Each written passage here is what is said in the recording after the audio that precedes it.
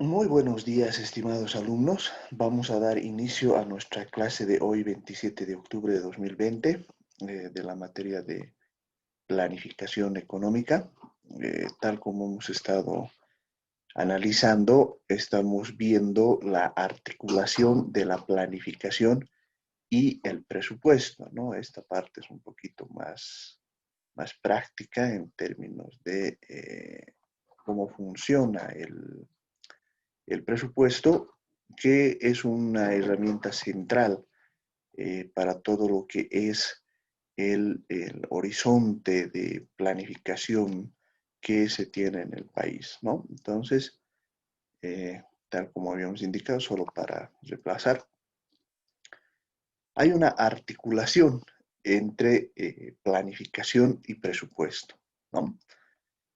Tal como habíamos indicado, la planificación nos permite conocer las actividades que vamos a realizar, qué productos vamos a entregar, cómo vamos a contribuir al desarrollo de la sociedad. Esa es la idea central de la planificación.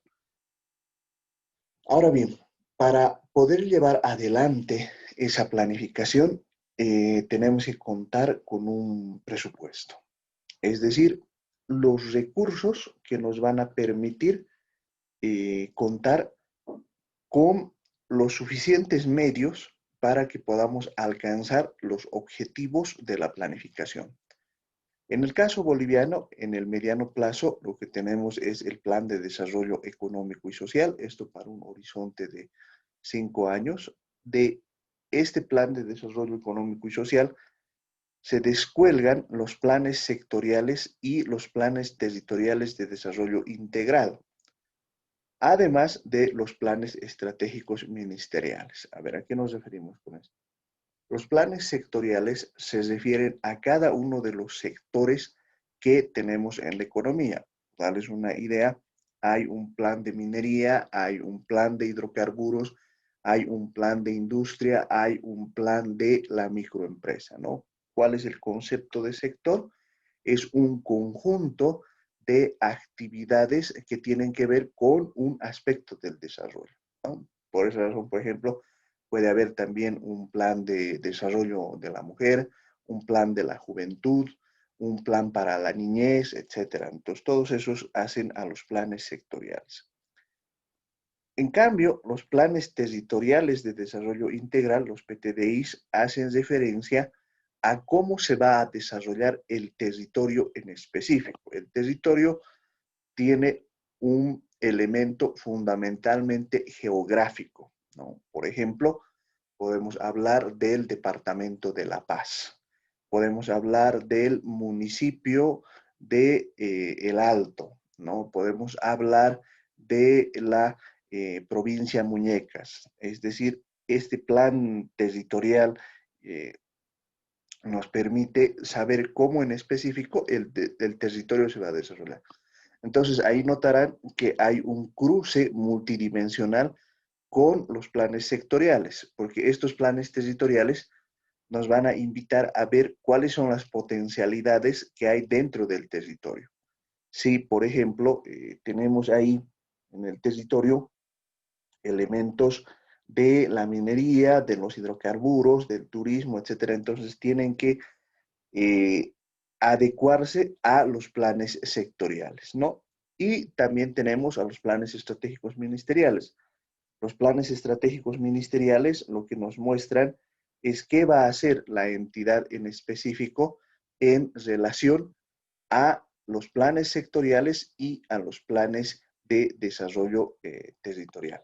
Así más o menos está estructurado el sistema de planificación en Bolivia, ¿no? La próxima clase, si es que acabamos hoy día esta parte, les voy a mostrar un plan de desarrollo territorial, ¿no? Para que ustedes vean ya en la práctica cómo está estructurado un plan, ¿no? Entonces, de estos planes, lo que se desprenden son los planes estratégicos institucionales. ¿Cuál es la característica de un plan estratégico institucional? Es que estos planes que hemos desarrollado en el territorio, en la visión del sector, tienen que traducirse en acciones muy concretas que tienen que hacer los distintos ministerios que componen, por ejemplo, la estructura gubernamental, pero también podemos tener planes estratégicos de los gobiernos autónomos municipales, de los gobiernos autónomos departamentales. La Universidad Pública del Alto, por ejemplo, tiene que contar con su plan estratégico institucional. Y también las empresas públicas tienen que tener su planificación en términos de cómo van a encarar el desarrollo de cada uno de las empresas. Y en el corto plazo de eso se desprende el plan operativo anual. Es decir, el plan operativo anual nos va a decir en cada año qué cosa vamos a hacer para alcanzar lo establecido en el plan estratégico institucional.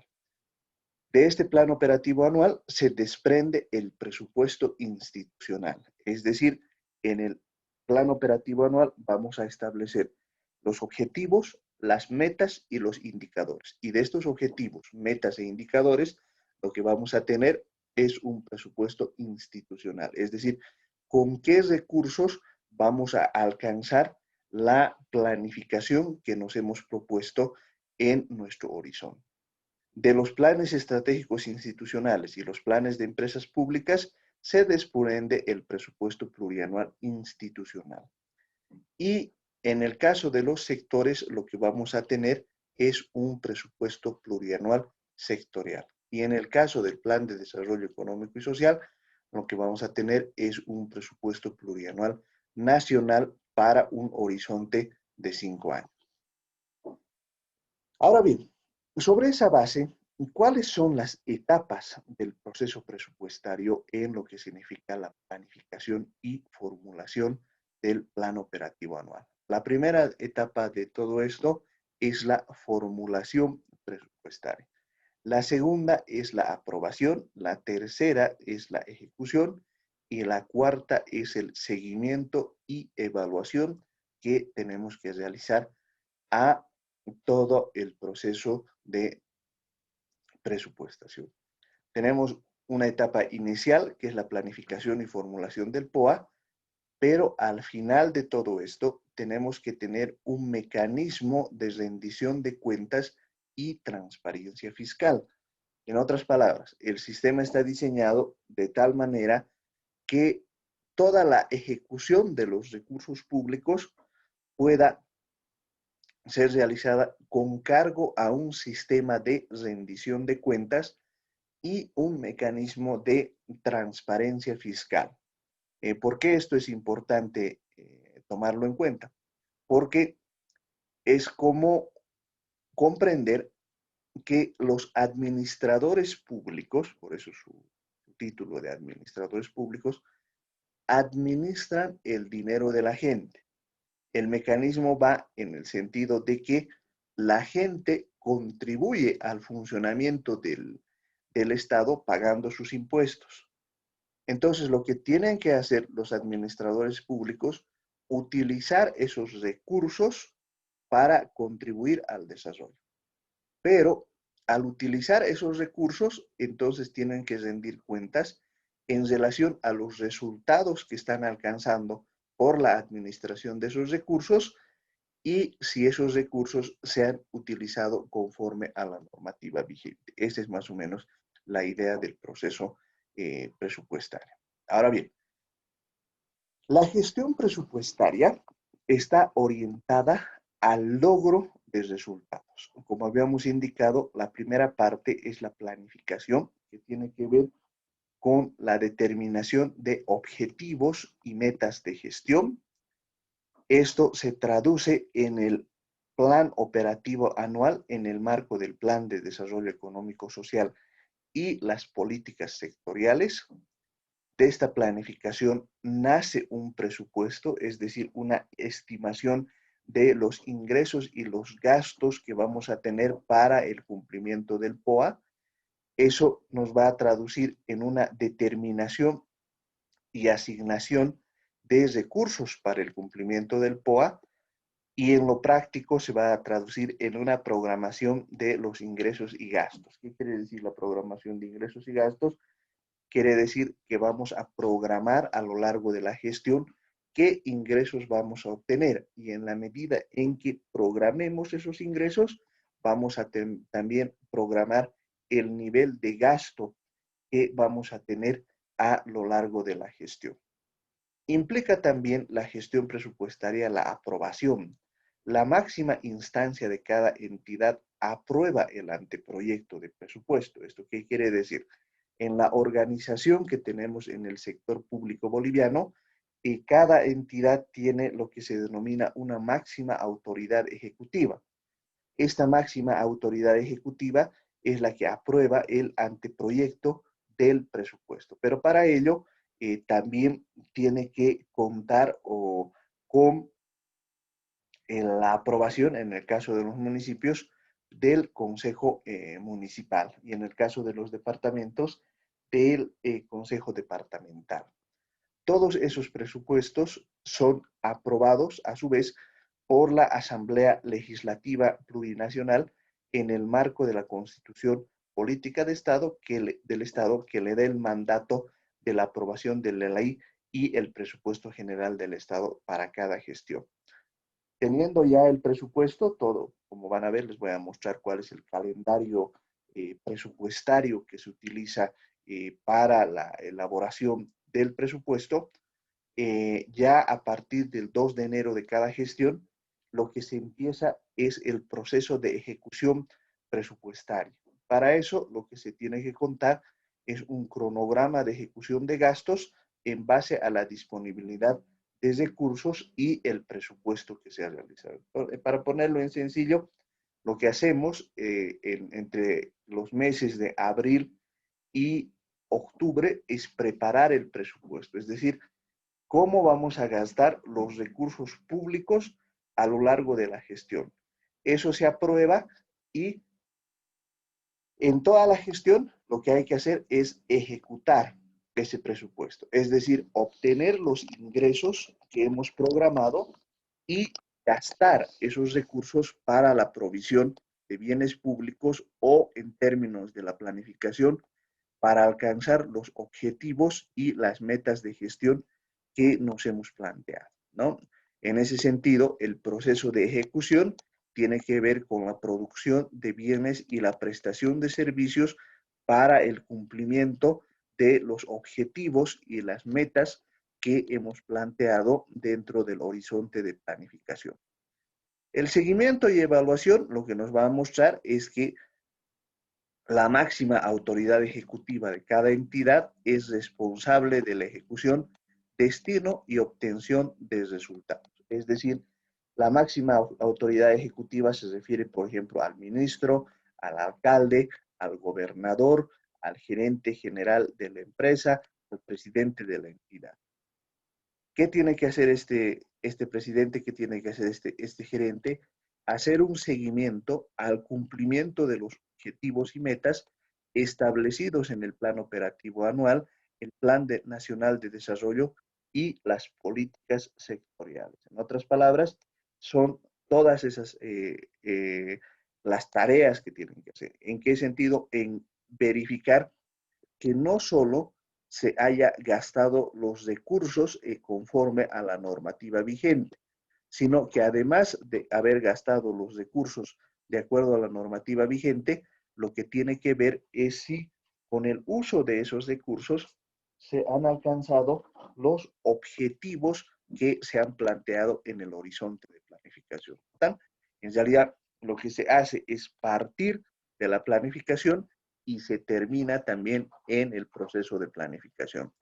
Uno de los déficits precisamente que tenemos es que hay un sistema que controla el presupuesto, la aprobación y la ejecución. Sin embargo, en términos del control de la planificación, esto no necesariamente es así.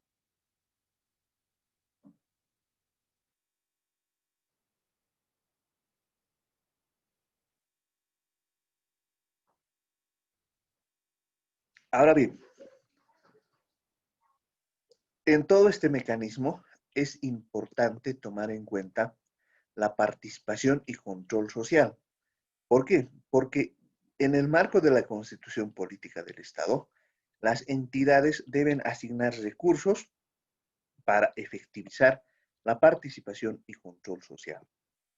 Esto en la práctica se traduce en que anualmente cada entidad debe realizar la rendición de cuentas a la sociedad civil de los resultados obtenidos. Es decir, debemos tener un marco en el cual vamos a decir a la sociedad, esto hemos alcanzado en términos del uso de los recursos públicos. ¿Por qué razón? Porque las entidades tienen la obligación de realizar mecanismos de transparencia fiscal. Por eso la norma dice, las entidades del sector público deben transparentar la información sobre el uso y destino de los recursos públicos, es decir, en qué se han gastado los recursos públicos, los resultados del cumplimiento de los objetivos y metas establecidos en el corto y mediano plazo, programadas en los presupuestos institucionales, utilizando instrumentos disponibles como portales informáticos, audiencias públicas y otros. Entonces, es una obligación que tiene que haber en términos de la ley. También es importante recordar que la máxima autoridad ejecutiva de cada entidad es responsable del uso, administración, destino, cumplimiento de objetivos, metas, resultados de los recursos públicos y la aprobación, ejecución y cierre de proyectos, a cuyo efecto deberá observar el cumplimiento de las disposiciones contenidas en la normativa vigente, ¿no? Esto, como ustedes están estudiando economía, lo más probable es que en sus carreras esté el hecho de que asuman posiciones de responsabilidad, tengan bajo su mando entidades enteras, entonces nunca tienen que olvidar que la normativa establece que la máxima autoridad ejecutiva es la responsable de la ejecución de estos recursos, pero además del cumplimiento de los objetivos, las metas y los resultados que hacen al horizonte de la planificación. En el caso de los municipios, lo que se hace es una serie de eventos participativos. ¿En qué consisten estos eventos participativos? Se refiere a que la sociedad civil tiene que participar para poder elaborar el horizonte de planificación conjunto que se tiene que hacer junto con el gobierno municipal. Por eso decimos, en muchas entidades territoriales autónomas, principalmente municipios, se realizan eventos participativos denominados cumbres municipales, donde se reúnen los diferentes actores municipales para la elaboración participativa del plan operativo anual, ¿no? En el horizonte que les estoy enseñando, este plan operativo anual lo que va a tratar de hacer es cumplir las metas relacionadas a la planificación estratégica institucional. Esta planificación estratégica institucional está articulada al plan de desarrollo territorial y este plan de desarrollo territorial está articulado al Plan General de Desarrollo Económico y Social. Para que ustedes me entiendan cómo funciona en realidad todo este mecanismo que estamos viendo y estudiando, es como cuando, no sé, digamos, tenemos que organizar una fiesta, ¿no? Entonces, si se tiene que organizar una fiesta, tenemos que dar tareas a cada uno de los organizadores, ¿no? Uno se va a encargar de ir a contratar la banda musical, otro se va a encargar de la comida, otro se va a encargar de las bebidas, ¿no? Entonces, el plan general sería la organización de la fiesta. El plan de desarrollo territorial sería cada uno de los elementos, el plan sectorial se va a hacer cargo, va a hacer referencia, por ejemplo, a los encargados de la bebida, ¿no? Ahora, la persona que va a contratar la banda musical, entonces tiene que hacer una planificación para garantizar que esa banda musical llegue a tiempo, ¿no? La primera tarea va a ser seleccionar quiénes pueden venir, hacer elegir.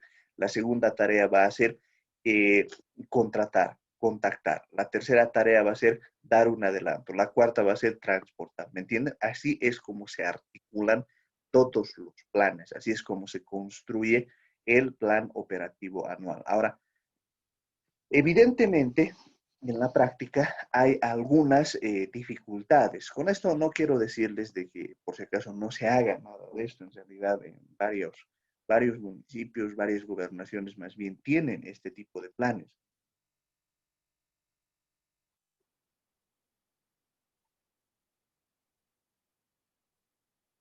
Y este tipo de planes nos permiten más bien ver cómo podemos ir estructurando el mejor camino para alcanzar los objetivos que nos planteamos. Ahora bien, en estas cumbres, que básicamente las hacen tres en nuestro país, la primera parte tiene que ver con la preparación y la organización.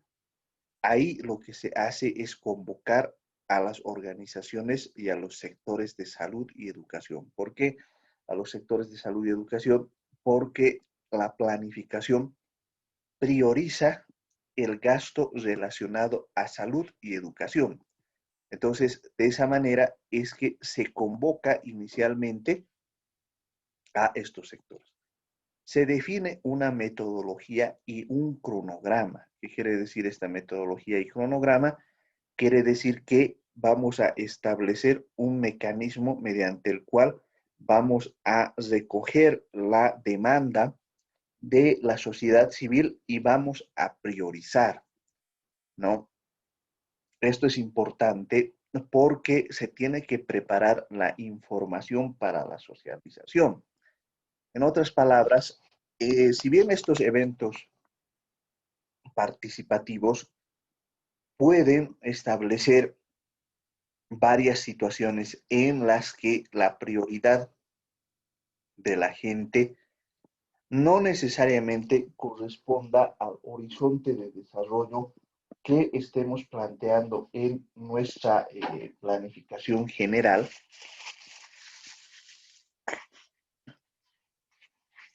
Esto generalmente se debe a que no se brinda toda la información necesaria, ¿no? Por darles una idea. Dentro de nuestro horizonte de planificación, podemos ver que la falta de alcantarillado en la población puede generar problemas de enfermedades a esa población. Entonces, si esto es así, lo que tenemos que trabajar es precisamente cómo hacemos para que la población acceda al alcantarillado.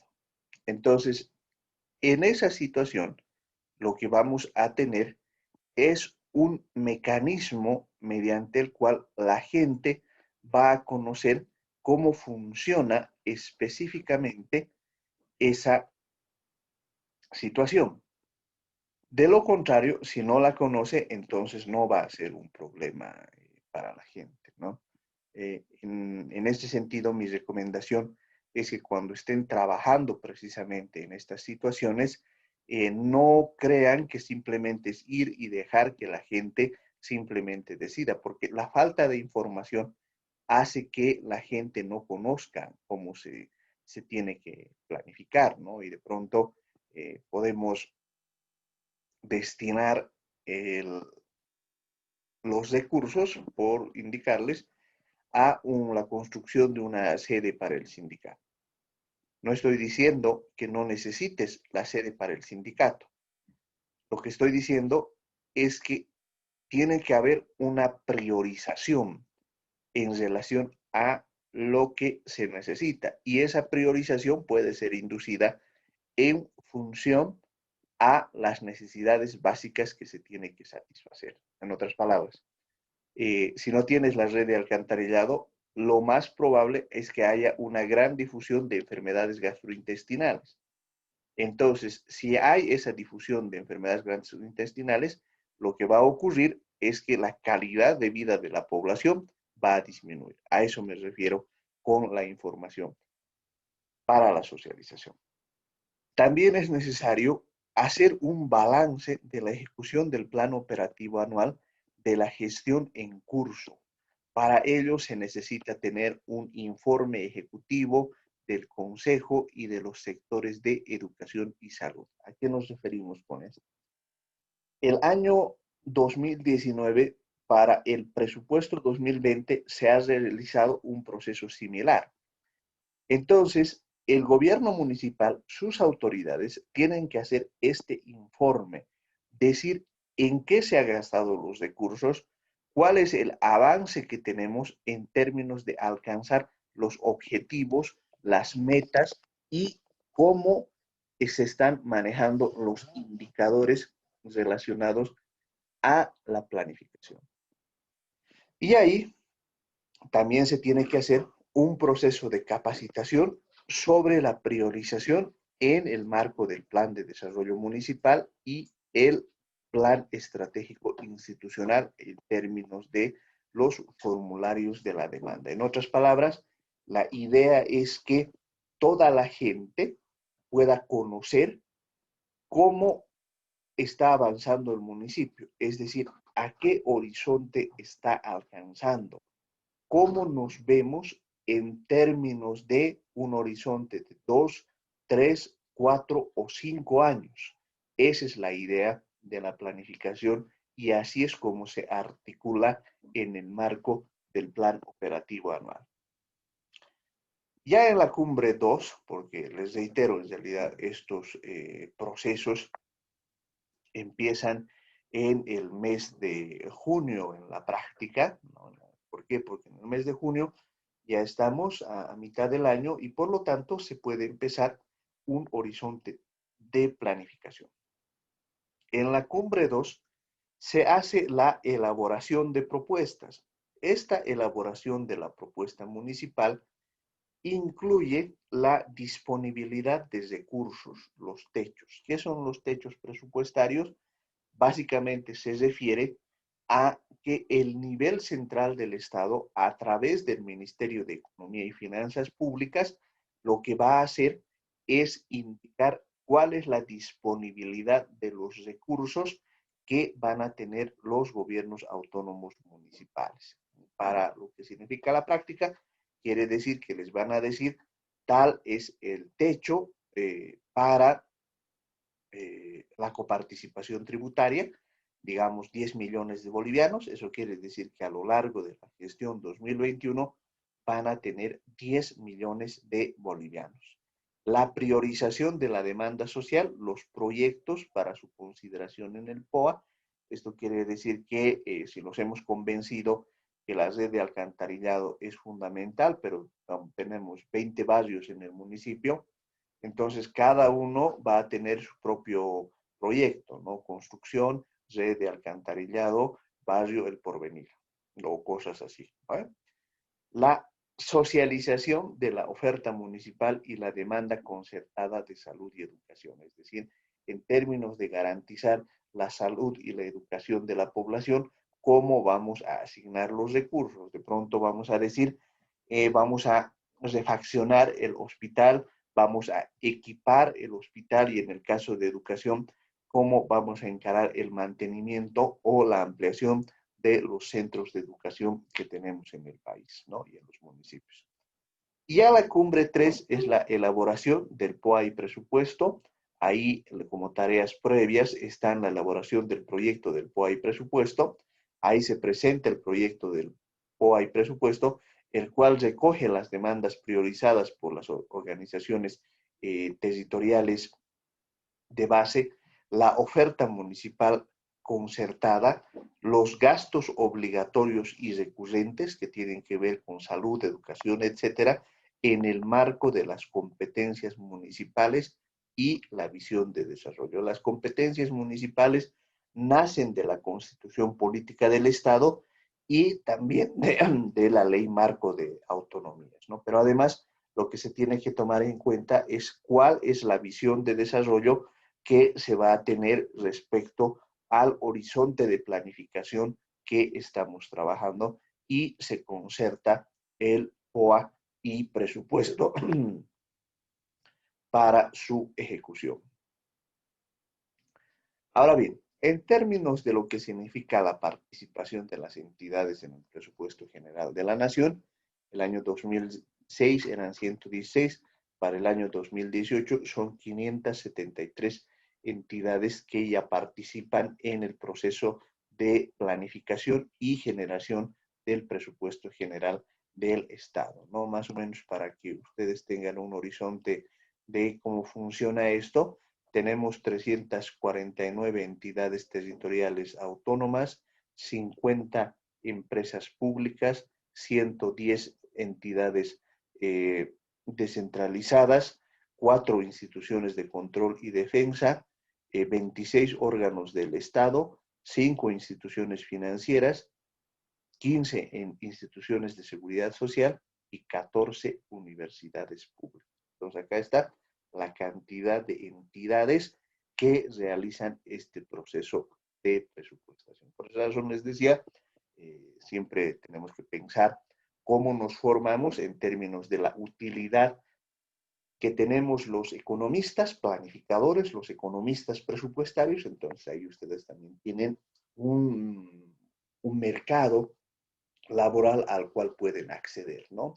Esto les digo porque el sector público tiene una alta tasa de rotación, no solo por los términos políticos, sino fundamentalmente porque siempre se busca contar con los mejores profesionales para que se pueda realizar estos procesos de planificación y presupuestación. Bien, ahora entremos un poquito más en detalle a ver cómo es el proceso de formulación presupuestaria, qué elementos eh, consiguen, ¿no? Pero antes, no sé si hay alguna pregunta, lo que vamos a hacer es, pueden habilitar ustedes sus micrófonos. Si hay alguna pregunta, duda o comentario hasta esta parte, por favor.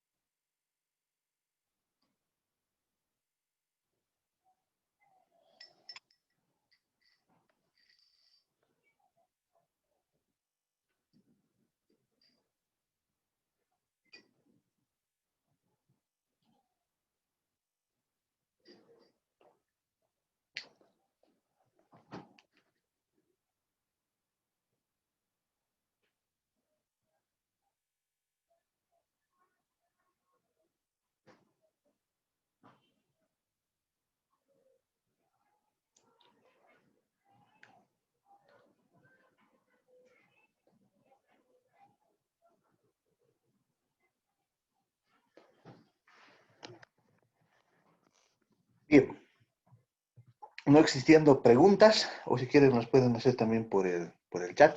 Ahora les explicaré cómo funciona el proceso de formulación presupuestaria. ¿Ya? A ver, más o menos el asunto funciona de la siguiente manera.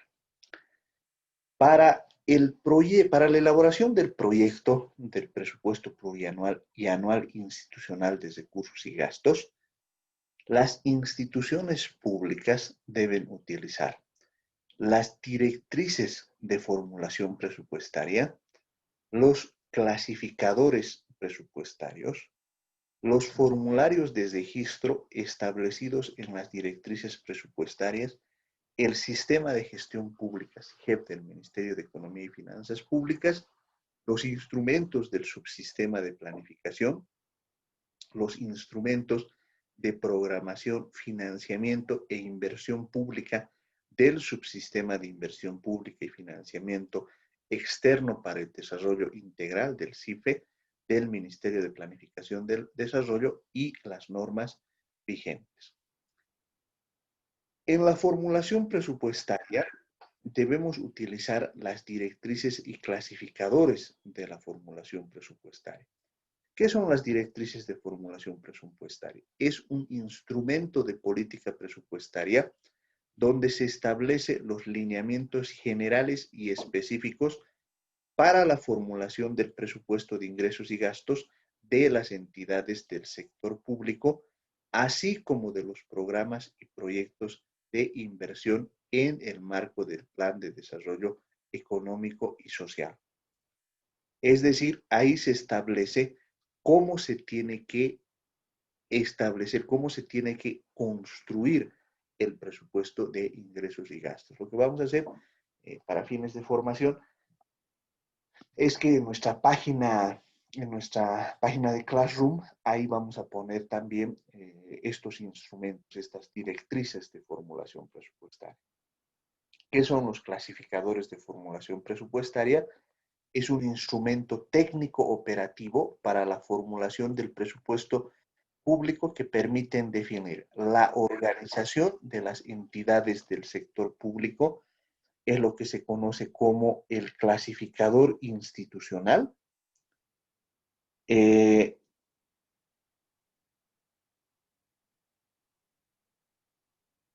el origen de los ingresos, esto es el clasificador de rubros y los insumos del gasto público, esto es el clasificador de objetos, más o menos para que tengan una idea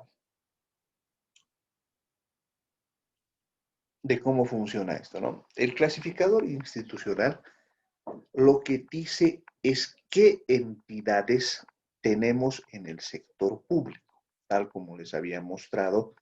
En el sector público tenemos gobiernos autónomos municipales, tenemos gobiernos autónomos departamentales, tenemos ministerios, tenemos entidades de la seguridad social, ¿no? En las universidades, por ejemplo, en el clasificador institucional está la Universidad Pública del Alto, la Universidad Autónoma Gabriel René Moreno, etc. En el clasificador de rubros, los ingresos están definidos de acuerdo a su origen, los recursos de coparticipación tributaria, los recursos del impuesto directo a los hidrocarburos, etc. Y en el clasificador de objeto de gastos, lo que están es, por ejemplo, los grupos 1000, que son los grupos 1000, se refieren a los que tienen que ver con la asignación para salarios. Está la partida 252, que se utiliza para lo que significa el gasto en consultorías, etc. Pero además está el destino y la finalidad de los gastos programados, el clasificador de finalidad y función, las fuentes de financiamiento y el organismo financiador, el clasificador de fuentes y organismos financiadores. Por organismos financiadores, por ejemplo, vamos a tener al Tesoro General de la Nación, la cooperación internacional, digamos, el Banco Mundial, el Banco Interamericano de Desarrollo. Todos esos son organismos financiadores que nos van a financiar la ejecución de los programas y proyectos. El destino de los recursos por sector económico, ahí tenemos un clasificador del sector económico, donde nos van a decir a qué sectores están contribuyendo el uso de los recursos y el destino de los programas y proyectos de inversión por ubicación geográfica. Esto es el clasificador geográfico que nos va a decir las inversiones, el gasto público que vamos a realizar, en qué lugar están ubicados, ¿no? En el municipio de Curaguara de Carangas, en el departamento de La Paz, etcétera, ¿no? Este instrumento, por si acaso, es aprobado mediante resolución ministerial por el Ministerio de Economía y Finanzas Públicas, ¿ya? El presupuesto que nosotros manejamos es un presupuesto estructurado por programas, ¿ya? El programa es una categoría que nos muestra la producción terminal. Tiene que ver con la planificación porque en el programa se anota el objetivo que vamos a alcanzar con la ejecución de los proyectos y actividades. Por ejemplo, el programa puede ser eh, mejoramiento de la salud relacionada a enfermedades cardiovasculares en el municipio de Nazacara de Pacajes, ¿no? Ese es nuestro programa. Entonces, construimos nuestros indicadores. Nuestros indicadores, por ejemplo, vamos a notar que el 40% de la población entre 35 y 70 años está afectada por enfermedades cardiovasculares como arritmias, incluso hemos tenido enfermedades coronarias, ataques al corazón, etc. Entonces, nuestro objetivo hasta fin de año es reducir ese 40% a un 35%. Entonces, ese es nuestro programa. Ahora, ¿qué vamos a hacer como proyecto? Por ejemplo, uno de nuestros proyectos va a ser equipar el centro de salud con instrumentos que permitan medir el funcionamiento del corazón de cada uno de los pobladores que hemos puesto en nuestro objetivo, ¿no? Y por esa razón decimos que el proyecto es una categoría que expresa la realización de un bien de capital, el que una vez puesto en funcionamiento es capaz por sí solo de producir bienes y servicios. Es decir, ese equipamiento lo que nos va a permitir es tener un control estricto de cómo están funcionando, bueno, el corazón de cada uno de los habitantes, ¿no? Y las actividades son categorías cuya producción es intermedia, por tanto es condición de uno o varios productos terminales o intermedios. En mi ejemplo, vamos a tener entre las actividades la dotación del personal. Vamos a necesitar un médico experto cardiovascular, ¿no? Vamos a necesitar tal vez un experto en informática que nos permita tabular y hacer seguimiento a todas las personas que estamos queriendo tratar en términos de sus enfermedades cardiovasculares. Así es como se estructura el programa que se va a ejecutar a lo largo de la gestión. ¿Cuáles son las características de un objetivo, producto e indicador? Un objetivo estratégico debe reflejar un producto y una meta a alcanzar. En otras palabras, cuando queremos alcanzar este tipo de productos, estamos pensando en cómo vamos a mejorar o cómo vamos a resolver un problema que hemos encontrado. ¿Se acuerdan que les he enseñado cómo se estructura un árbol de problemas, cómo se estructura un árbol de objetivos? A eso precisamente ayuda. Con todo lo que han aprendido ustedes a lo largo de este año, ya están en condiciones de elaborar un programa de hacer precisamente y cerrar todo el ciclo, porque ya saben incluso cómo se tiene que hacer un presupuesto.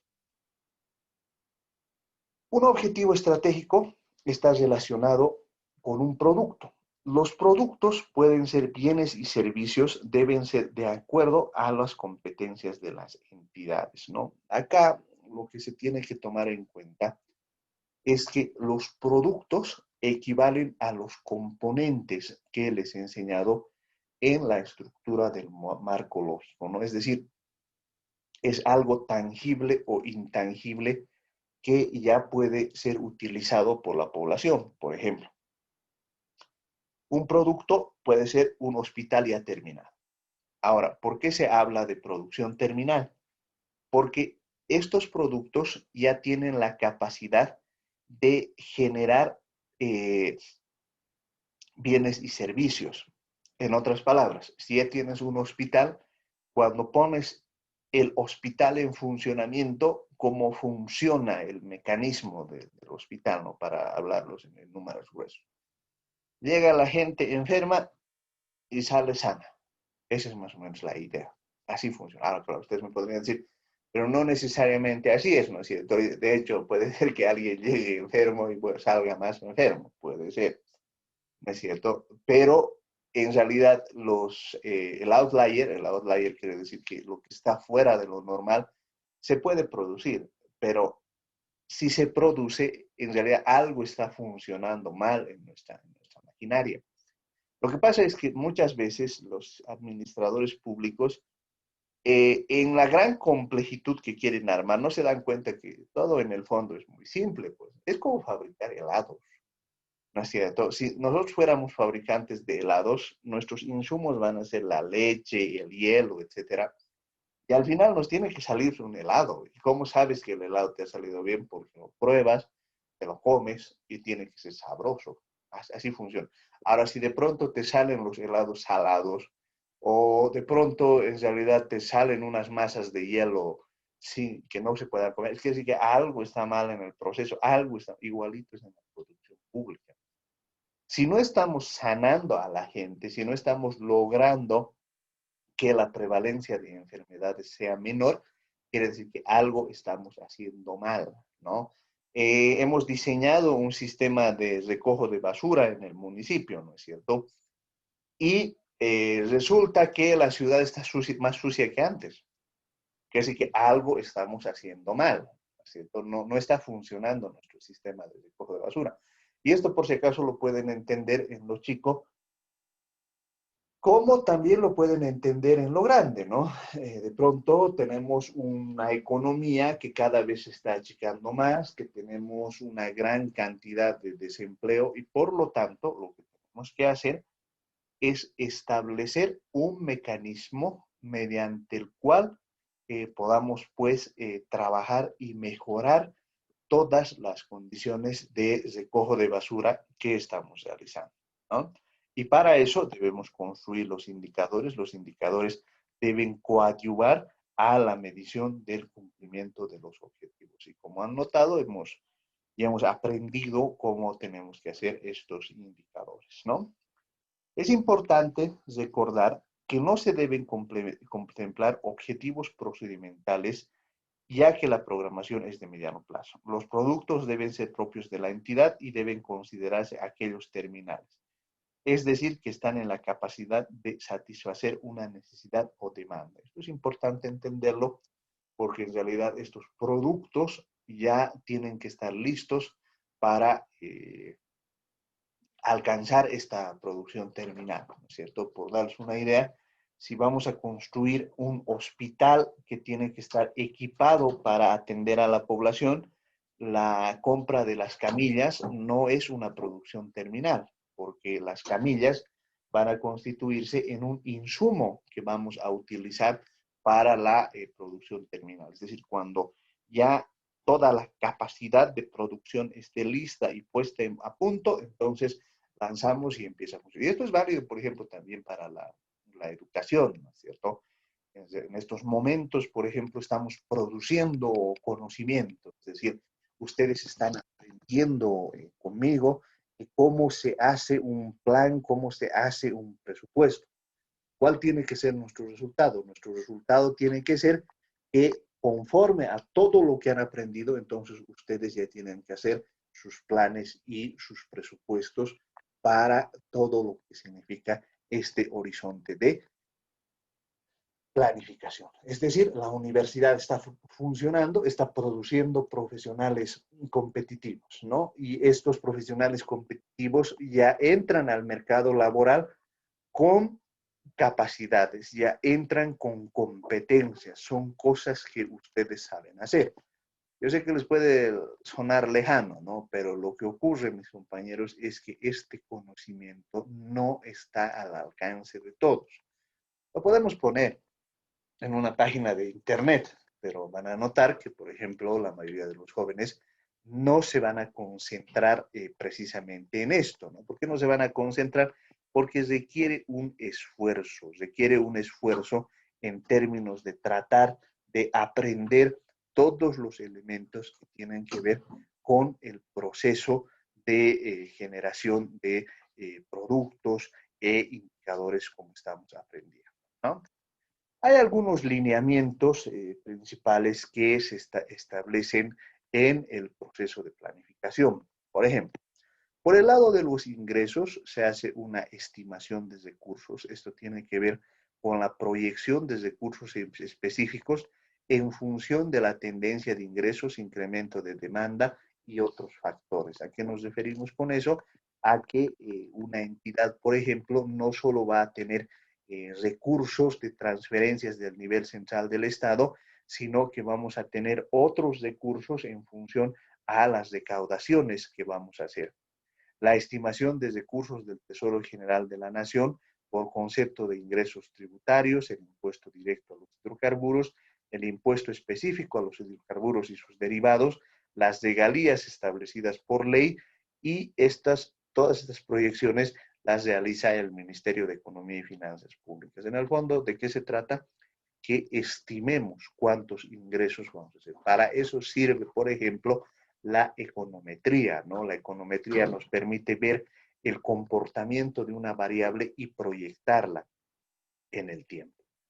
Los recursos de donación y crédito, la entidad debe presentar un cronograma de desembolsos y certificación de disponibilidad de recursos para donación externa, crédito interno, esto de la donación externa se hace mediante el Viceministerio de Inversión Pública y Financiamiento Externo. En el tema del crédito interno se lo hace mediante el Viceministerio de Tesoro y Crédito Público. ¿Qué quiere decir esto?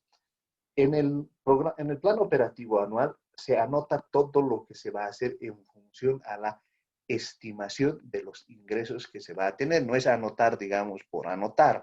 No, por ejemplo, en el caso de los créditos, ya se tienen que presentar los convenios y ya tiene que estar garantizado el financiamiento de aquello que se va a ejecutar. Los recursos de caja y bancos, las entidades deben proyectar hasta el 31 de diciembre considerando la ejecución y programación presupuestaria. A eso que nos referimos, a que los saldos de caja y bancos son como una foto, es decir, calculamos cuánto de dinero vamos a tener al final de la gestión, porque las gestiones en el ámbito estatal se calculan mes tras mes. Eso quiere decir que se tiene una gestión anual. El 31 de diciembre el sistema se pone a cero. Y por lo tanto, ahí lo que se tiene que tener es una estimación de con cuánto de dinero vamos a finalizar la gestión. Otros recursos, se puede inscribir otros recursos con la documentación adecuada. Por el lado de los gastos, la apertura de programas presupuestarios deben responder a los objetivos de gestión institucional que pretende alcanzar la entidad. La programación de gastos anuales debe considerar los lineamientos para la formulación del presupuesto de gasto corriente, servicio de la deuda pública, transferencias, gastos de capital e inversión pública. En el caso de lo que significa los proyectos de inversión pública, las entidades deben priorizar los proyectos y programas de inversión de continuidad, verificando que se asignen los recursos de acuerdo al contrato o convenios, programación física y financiera hasta la conclusión. Estos programas y proyectos deben contar con el financiamiento asegurado y su respectiva contraparte. En realidad, todo esto es revisado, por si acaso, por el Viceministerio de Inversión Pública y Financiamiento Externo para todo lo que es inversión. Bien. Hasta ahí, mis compañeros. ¿Alguna pregunta, duda, complementación que ustedes tengan?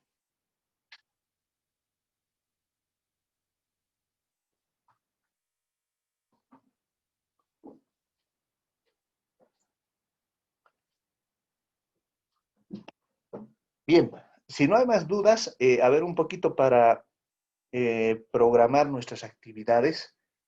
El día de hoy voy a colocar en el Classroom el trabajo final que vamos a hacer, ¿ya? Que va a unir todo lo que hemos aprendido en términos de programación, de planificación, etcétera. Y vamos a poner una última parte que tiene que ver con esto de presupuesto también, para que podamos cerrar el ciclo, ¿ya? Yo calculo que el trabajo final me lo van a presentar a principios de diciembre. Entonces van a tener todo noviembre en la práctica para hacer este trabajo. Ya, y lo vamos a ir revisando también a medida que vayamos avanzando. Muy bien, ahí quedaríamos. Que tengan una buena mañana. Nos vemos el día viernes.